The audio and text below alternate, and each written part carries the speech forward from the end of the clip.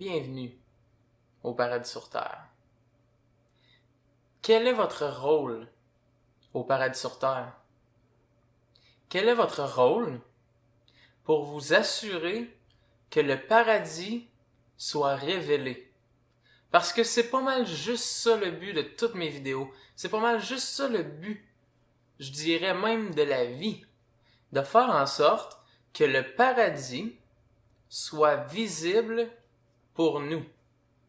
Pour qu'on voit que ici, là, en ce moment, là, la vie, c'est le paradis. Parce que si on n'est pas au paradis, on a beaucoup plus l'impression d'être en enfer. Et paradis et enfer sont plus des mots que j'utilise comme des métaphores. Parce que c'est pas nécessaire de dire paradis, puis c'est pas nécessaire de dire enfer.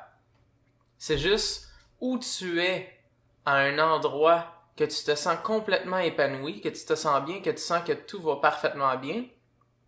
Où tu es à un endroit où tu sens que c'est le chaos, que tu sens que c'est le conflit, que tu sens que c'est la guerre, que tu sens que c'est le stress, que tu sens que c'est la peur, que tu sens que c'est toutes les choses qui te font sentir comme si la vie, c'est pas une belle chose. OK? Et le paradis, c'est l'endroit où tu sens que la vie est une merveilleuse chose. Elle est merveilleuse. OK? Donc, comment s'assurer que on est du côté du paradis, qu'on est au paradis? Là, je tiens à dire, OK, je vais dire comment dans cette vidéo-là, mais je vais pas passer par 1001 chemins. OK? Parce que, oui, dans d'autres vidéos, j'ai l'intention et j'ai auparavant, OK, passé par beaucoup de chemins pour expliquer certaines choses, OK? Et ce que ça fait quand que tu prends le temps d'expliquer les propos que tu expliques, OK? Ça fait que, par exemple, je vais vous donner une vérité, entre parenthèses, ou bien je vais vous expliquer une manière de faire les choses, et ensuite je vais développer cette manière-là pour clarifier et vous assurer qu'elle est bien comprise. Puis aussi, ça fait que si vous êtes quelqu'un qui est très logique, qui est très douteux, et qui a tendance à pas vraiment vouloir entendre les idées hors du commun, en ayant mille et une clarifications, ça finit par devenir clair pour vous, et là vous faites « Ah, ok, je comprends, donc j'embarque, ok? » Mais là, je vais pas passer par 1001 chemins, parce que je veux m'adresser à ceux qui sont prêts à faire partie du paradis sur Terre et qui ont pas envie de passer ben du temps à élaborer sur les doutes qu'on pourrait avoir, sur nanana. Non. C'est pour les gens qui disent « Ok, right, j'ai compris, là, je suis prêt, là.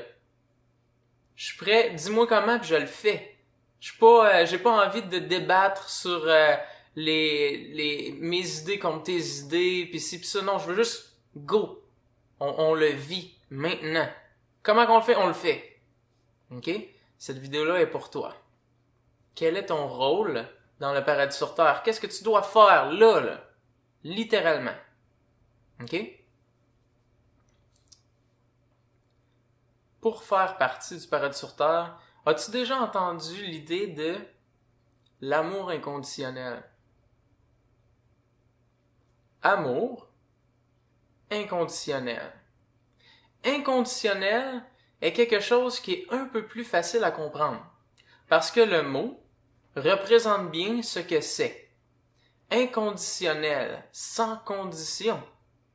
Il n'y a pas de condition du pourquoi quelque chose. OK? Amour, ça, c'est pas très clair. Même que c'est très loin d'être clair. Right? Amour. Qu'est-ce qu'aimer? Puis là, comme je vous ai dit, pas question qu'on débatte, pas question qu'on se pogne sur qu'est-ce qu'aimer. On veut savoir. OK? Amour inconditionnel. Moi, je vous dirais, OK, pour clarifier, je vais utiliser un autre mot qu'amour. OK? Mais inconditionnel, je vais le garder. OK? Je vais utiliser le mot vertu. Vertu inconditionnelle. OK? C'est ce qui t'est demandé. D'être vertueux inconditionnellement. Qu'est-ce que les vertus? Les vertus, il y en a tout plein. OK? La patience, la détermination, le courage, l'acceptance, l'écoute, le laisser-être, la discipline. Puis je pourrais en nommer comme ça, ok? Mais ils ont tous un point en commun, ok? C'est que pour qu'ils fonctionnent à leur niveau optimal, elles doivent être inconditionnelles, ok? Et l'endroit où il y a une condition pour que ta vertu soit appliquée, tu remarqueras, c'est là qu'il y a un problème dans ta vie. C'est là qu'il y a un conflit, c'est là qu'il y a quelque chose qui fait qu'il y a quelque chose qui va pas bien. C'est au moment où il y a une condition à ce que ta vertu soit appliquée. OK? Je te donne un exemple. La patience. OK? Par exemple, être patient est d'être tolérant. OK?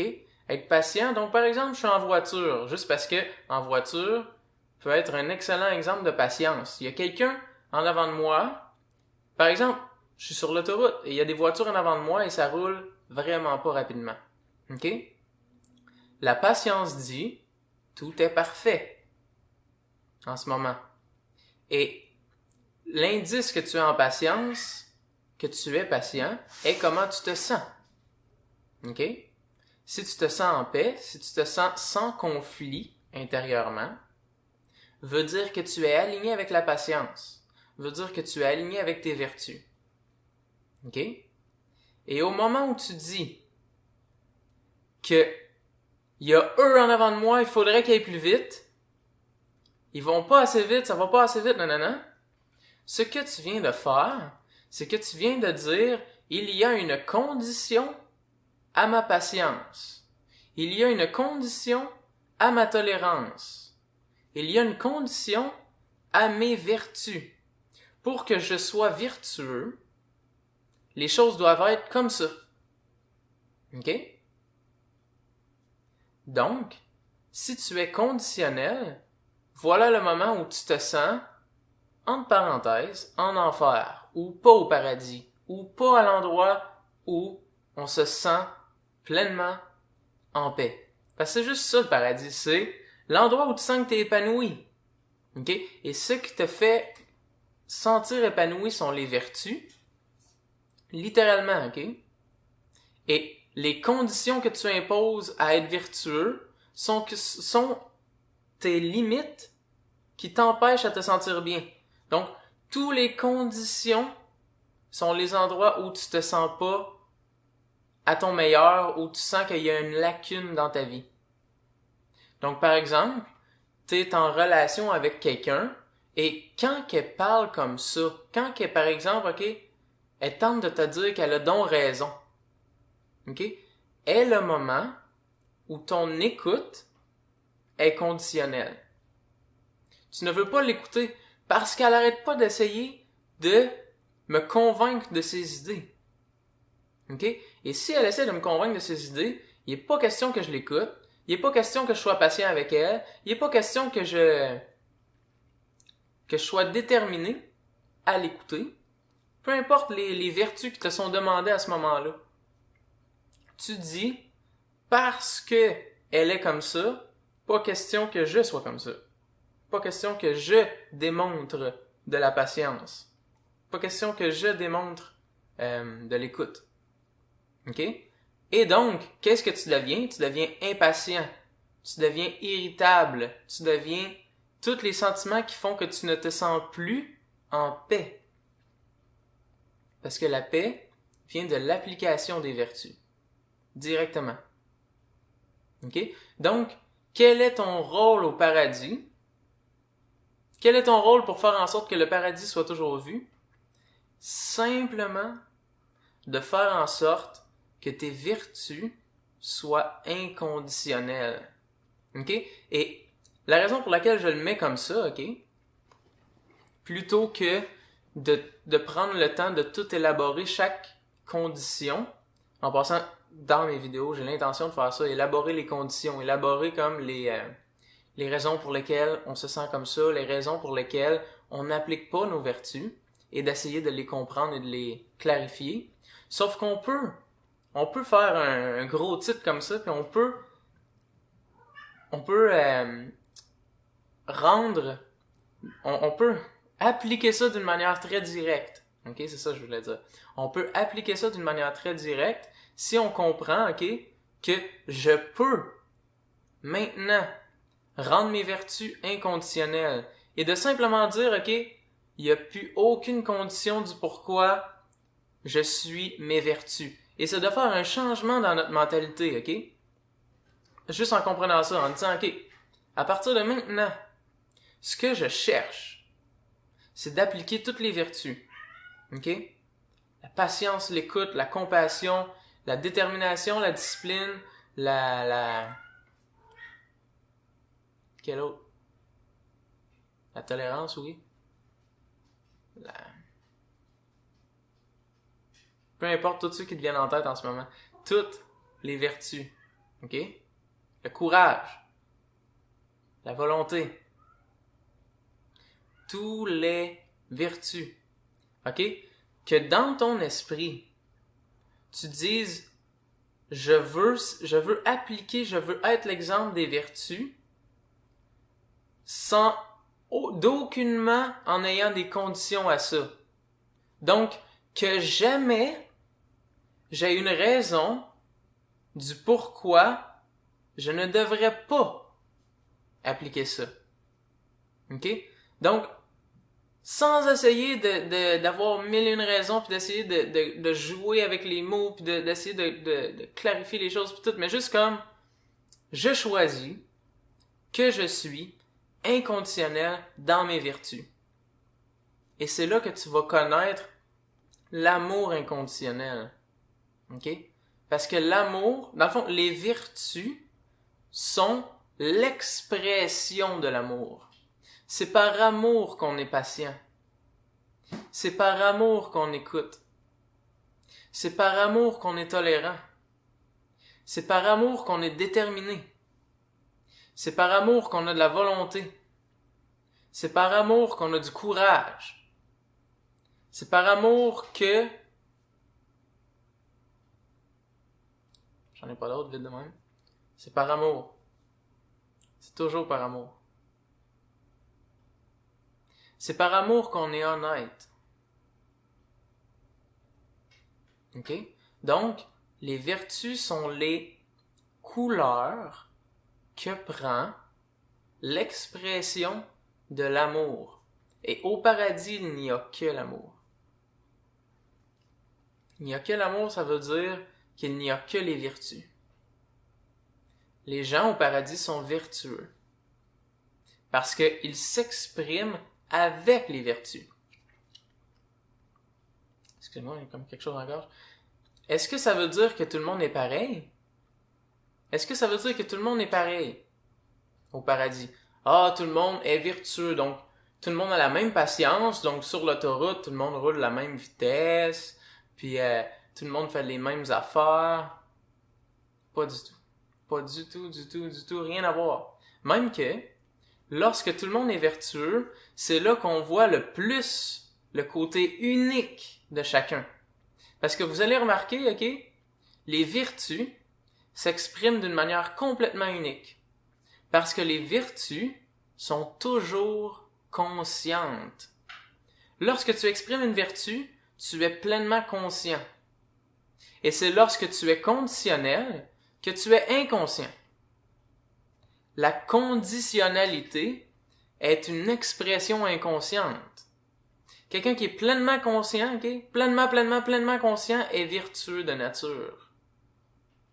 Ok? Et l'expression inconsciente est ce qui crée la ressemblance, est ce qui fait qu'on voit plein de groupes qui font la même chose, plein de monde qui ont les mêmes routines, plein de monde qui font les exactes mêmes choses, plein de monde qui vont aux mêmes places, de la même manière, avec les mêmes couleurs, avec les mêmes habits, tout pareil. À cause que c'est des comportements inconscients, à cause qu'ils sont conditionnels. Par exemple, c'est conditionnel de dire qu'il y a une manière de s'habiller dans certaines circonstances. Et là, je dis pas ça pour vous dire que dans la vertu, tout le monde s'habille n'importe comment ou fait n'importe quoi n'importe comment. C'est pas ça le but, mais l'idée est que à cause de par exemple, à cause de notre crainte d'être perçu comme pas correct dans certaines situations, on va toutes s'habiller d'une certaine manière qui fait que, regarde, je suis correct. Je suis correct, je suis habillé de la manière dont on est supposé de s'habiller dans cette circonstance-là. OK? Et donc, à cause de ma crainte, je fais ça. Mais si je suis vertueux, ça veut pas dire que tout d'un coup je m'en fous, mais ça veut dire que maintenant je fais un choix conscient. Et donc, en faisant un choix conscient, je vais choisir de comment je m'habille. Et oui, je vais encore m'habiller en conséquent de l'endroit où je vais. Je vais pas y aller tout nu, je vais pas y aller n'importe comment, mais je vais y aller en choisissant consciemment. Et mon choix n'est pas basé sur comment je suis conditionnel. Donc, n'est pas basé sur le fait de « Ah, je peux pas être comme ça à cause que... » Non, à cause des conditions. OK? Je peux exprimer mes vertus au travers de mes actions et au travers aussi comment je m'habille, au travers peu importe quoi. Comment je m'habille est vraiment juste un exemple parce que ça peut être tout. Tout. Tu comprends? Mettons, je fais de la musique, je joue du piano, eh bien, je vais m'autoriser, par exemple, OK, à essayer de nouvelles choses puis à jouer comme bizarrement puis à jouer pas bien. OK? Et là, tu vas dire, en quoi ça a rapport avec les vertus? En quoi ça a rapport avec les vertus de jouer, de soit essayer de bien jouer ou bien de s'en foutre puis de jouer tout croche? Je ne dis pas s'en foutre puis de jouer tout croche, mais je veux dire, s'autoriser à explorer le piano puis à avoir l'air peut-être bizarre. OK? Ou pas bon. Ou quelqu'un qui manque son coup. D'avoir l'air de ça. OK?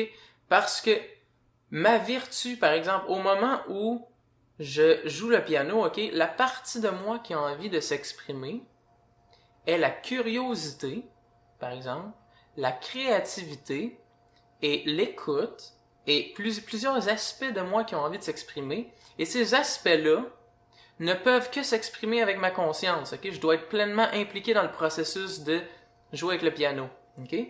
Mais les conditions qui viennent s'interposer à moi qui utilise ma curiosité, mon écoute, ma créativité, est ce que j'ai l'air lorsque je le fais.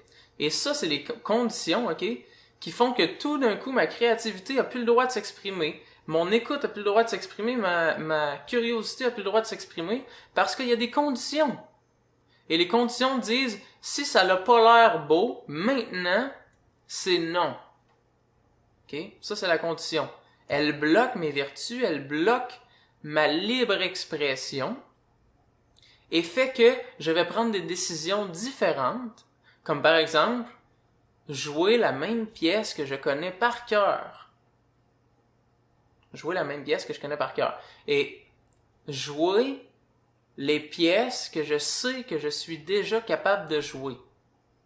OK? Puis là, je suis pas en train de vous dire que c'est pas correct. Je suis en train de vous dire que ça provient de la conditionnalité, qu'il y a un blocage à ma conscience, qu'il y a un blocage à la libre expression de mes vertus. Et que si tu veux connaître le paradis, tu vas exprimer ta conscience. Tu vas être vivant.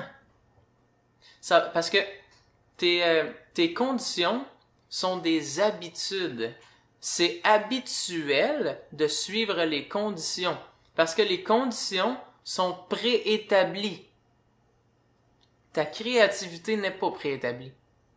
Lorsque tu utilises ta créativité, tu n'as aucune idée de ce qui va arriver sur le piano. Lorsque tu utilises ta curiosité, tu n'as aucune idée de ce qui va arriver sur le piano. Lorsque tu es patient, tu n'as aucune idée de ce qui va arriver.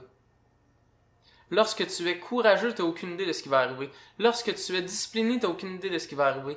Lorsque tu es vertueux, tu n'as aucune idée de ce qui va arriver. Pourquoi? Parce que tu es conscient, et lorsque tu es conscient, il n'y a rien de prédéterminé. Il n'y a rien d'habituel. Il n'y a rien de conditionnel.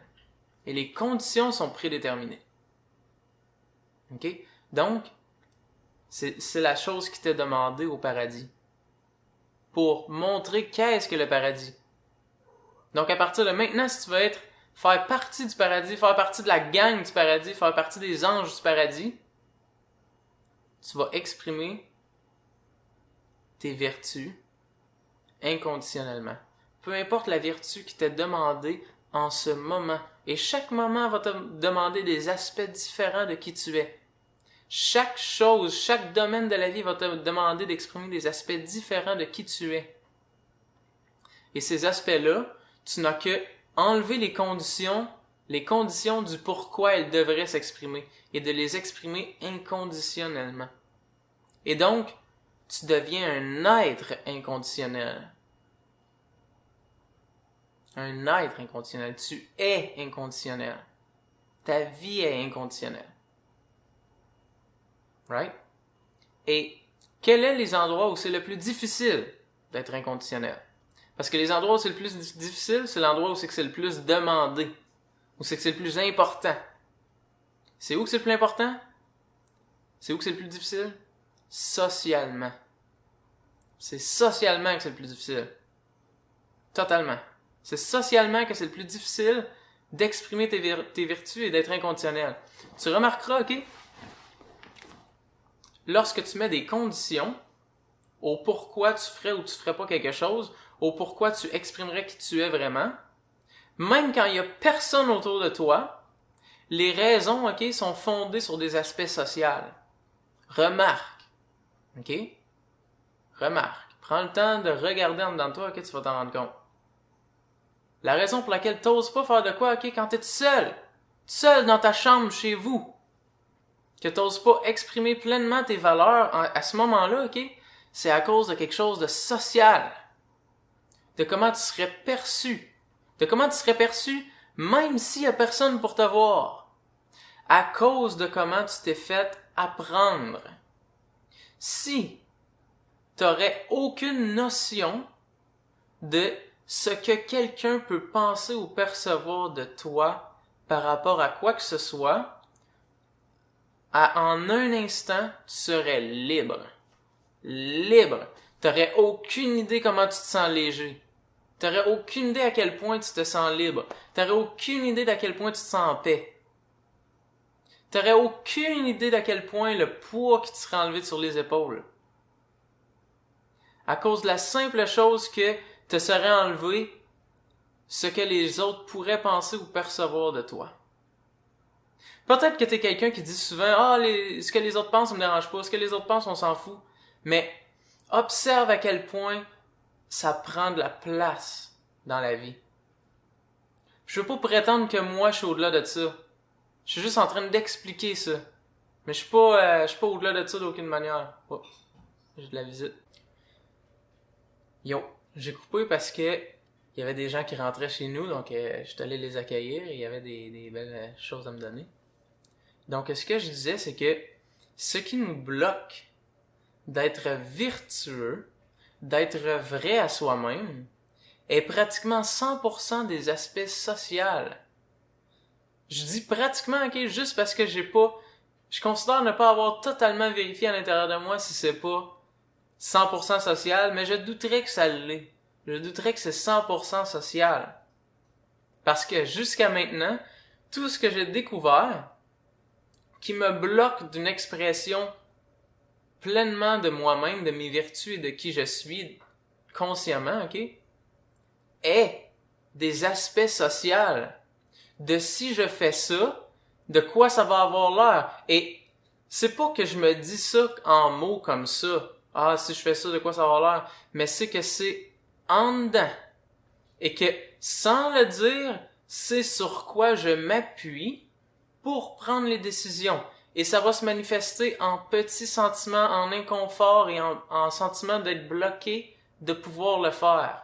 Et c'est en explorant ce sentiment-là du pourquoi je suis bloqué que tu vas découvrir que je suis bloqué parce que si je serais vu nanana comme ça, si je serais vu en exprimant mon courage, en jouant du piano, en tapant sur le piano puis en découvrant le piano, mais en ayant l'air d'un incompétent, je suis effrayé de ce que j'aurais l'air. Je suis effrayé des commentaires que je pourrais recevoir. Je suis effrayé. Ça peut être à ce point-là, là. À quelque part en dedans de moi, je suis effrayé de ce que j'aurais l'air publiquement. J'avais entendu ça à un moment donné, ok? Mais c'est un sondage qui demandait quelle est ta peur numéro 1, ok? Et on pourrait croire que la peur de mourir serait premier, mais la peur de mourir serait deuxième. Et la peur numéro 1 était d'être rejeté publiquement, était de paraître comme étant pas correct publiquement. Numéro 1, avant de mourir. Je préfère mourir que d'avoir l'air pas correct publiquement.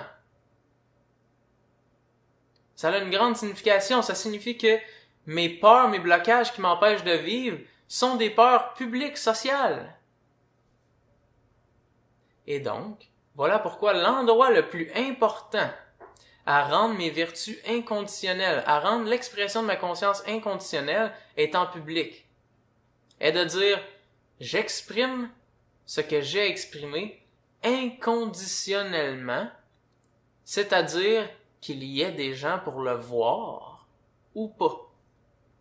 Que les gens puissent s'en rendre compte ou pas. Ça demande du courage. Du courage inconditionnel. Toutes les vertus inconditionnelles. De rendre tes vertus inconditionnelles, c'est exactement ce qui va transformer ta vie. OK? Tous les changements que tu vas vivre dans ta vie sont basés, de près ou de loin, sur l'application plus inconditionnelle d'une vertu, d'une manière ou d'une autre. Par exemple, en surface, on pourrait croire, ok, le changement a été que j'ai choisi à partir de maintenant d'exprimer ma créativité dans l'écriture. Ça faisait longtemps que je voulais écrire. Mais si tu regardes en profondeur, ok, c'est parce qu'il y avait une crainte sociale d'exprimer ta créativité de l'écriture et tu l'as surpassé en rendant ta vertu inconditionnelle, ta vertu qui était la compréhension, par exemple, ou bien l'acceptance de ce que les autres vont penser. Et en rendant cette vertu-là inconditionnelle, boum, tu t'es mis à exprimer ta créativité. Donc, ce qui va faire tout émaner la beauté de toi est la vertu inconditionnelle. Et lorsque je parle du paradis sur terre, le paradis sur terre est déjà là, ok? Mais est la manière dont l'on perçoit le monde. Et la manière dont on perçoit le monde est changée de la manière dont on change comment on est intérieurement. Et donc, en faisant ça, c'est littéralement vrai que le paradis va se révéler. Comme un voile qu'on enlève de devant tes yeux. Puis qui va rendre visible le fait que tout est un miracle. Que tout est un miracle. Qu'est-ce que tu viens de dire, Gab? T'as osé dire ça? Tout est un miracle? T'es pas scientifique, toi? Hein? Tu crois en la religion? Un miracle? Tu crois au miracle? Non. Non, c'est pas une croyance. Regarde! Comment ça, c'est là? Ah, à cause de blablabla, à cause de... Tu vas, la seule manière que tu vas être capable de répondre à la question que je viens de te poser, ok, pourquoi ça c'est là, tu vas me trouver une cause à l'effet que ça c'est là, mais la cause, tu seras pas capable de l'expliquer, et elle est aussi un effet. Donc, mettons que tu me dis c'est le Big Bang est un effet. Qu'est-ce qui l'a causé? Tu vas me trouver un autre effet si tu me trouves de quoi? Un autre effet. Puis qu'est-ce qui l'a causé? Qu'est-ce qui l'a causé? Qu'est-ce qui a causé la vie? Tu vas juste trouver un effet. Puis tu vas l'appeler cause. Puis tu voudras pas admettre que c'est un effet. Pourquoi? Parce que la cause est que c'est un miracle. C'est ça la cause. Mais ta tête veut pas l'accepter. Ta tête veut pas accepter que c'est un miracle. Elle veut dire qu'il y a une cause. Dans le temps. Elle veut dire qu'il y a une cause quelque part, qui a causé ça. Même si ça fait aucun foutu sens qu'il y ait une cause. Parce que la cause fait aucun foutu sens. Pourquoi il y aurait une cause comme ça? Par miracle. Mais puisque tu veux pas dire par miracle, tu vas délaisser le fait que ça fait aucun sens. Et ça, ce que je suis en train de te dire là, va t'être révélé lorsque tu vas laisser tes vertus s'exprimer. Ça semble pas faire de lien. C'est vrai, ça semble pas faire de lien. Mais c'est parce que ta conscience est ce qui existe, est ce qui vit, et tes vertus est comme ouvrir la valve à la conscience, ce qui ouvre tes yeux, ce qui te rend plus lucide et ce qui te fait voir les choses telles qu'elles le sont. Donc, être vertueux est d'être scientifique. C'est la réelle science, les vertus. Parce que lorsque tu n'es pas vertueux, tu es conditionnel et tes conditions sont toujours ascientifiques. C'est ascientifique. C'est l'inverse de scientifique de lorsque tu es sur la route de dire va plus vite, tu vas pas assez vite, non, c'est ascientifique. Parce que tu dis les choses sont supposées être autre chose qu'elles le sont. Et voilà la phrase qui détermine tout sauf la science. Qui détermine l'inverse de la science. La science, si on mettrait la science en une phrase, c'est les choses sont parfaites exactement telles qu'elles le sont. Parce que la science est l'étude des choses telles qu'elles le sont. La science, c'est pas une institution de gens avec des sarraux qui te disent qu'est-ce qu'est la vérité. La science, c'est la vérité. Pas l'étude de la vérité, pas les écrits sur la vérité, pas des preuves sur la vérité, c'est la vérité. Puis si tu veux réellement connaître la science, tu vas délaisser ce qu'on te dit par rapport à la science. De la même manière que si tu veux être religieux, être réellement religieux, connaître vraiment ce que Jésus voulait dire, ok, tu vas délaisser ce qu'on t'a dit par rapport à la religion. Ou sinon, t'es juste un bagage de connaissances religieuses. Sinon, t'es juste un bagage de connaissances scientifiques. Puis si tu vas être spirituel, tu vas délaisser tout ce qu'on t'a dit par rapport à la spiritualité, puis tu vas laisser vivre tes vertus. Tu vas laisser ressortir ta conscience et la rendre inconditionnelle. Tu vas délaisser tes conditions. Laisser tomber toutes tes conditions à ce que tu sois pleinement toi-même, à ce que tu exprimes pleinement ta conscience. Les vertus sont juste des mots qu'on a mis sur l'expression naturelle de la conscience, qui est la vie. Tu es la vie. Right? Et c'est ce qui détermine ce qu'est ton rôle au paradis. Est-ce que c'est clair? Est-ce que tu sens que c'est clair en dedans de toi? Pas clair que tu vas te souvenir de ce que je viens de te dire. Non. Clair en dedans de toi. Clair pour toi. Clair pour toi. Pas rien à voir avec moi. Moi, je suis un messager. On s'en fout de moi. Toi. Est-ce que c'est clair pour toi? Rends ça clair pour toi. Rends ça clair pour toi. En dedans de toi. Pour que quand tu avances dans la vie, c'est pas des mémoires, mais c'est clair. Tu le vis, tu le fais, tu l'es. Right?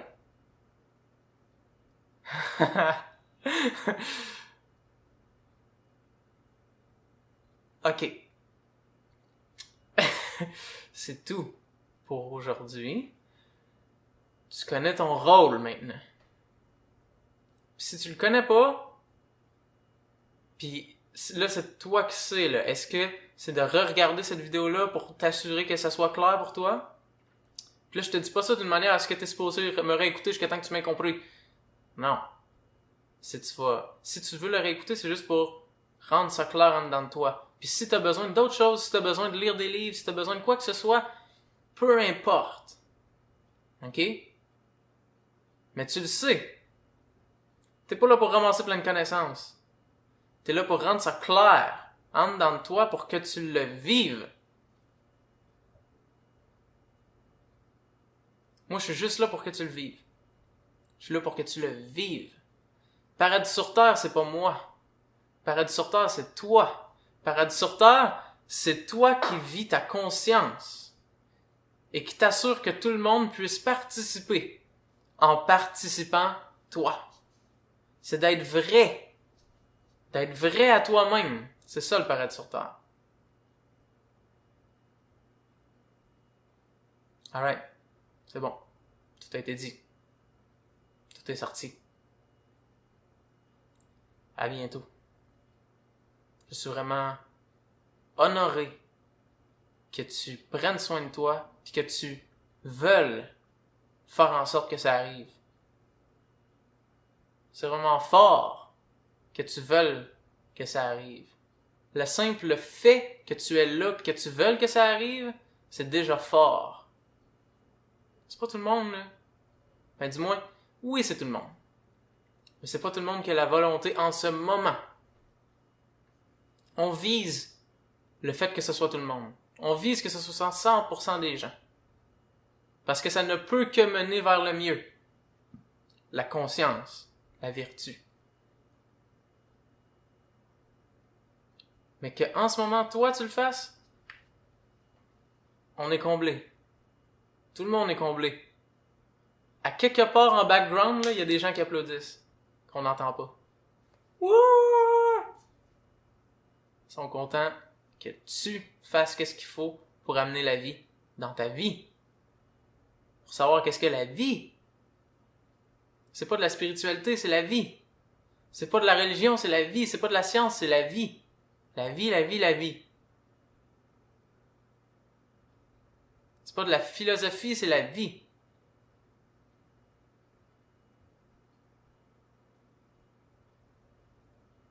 Alright. On se revoit bientôt. Ciao.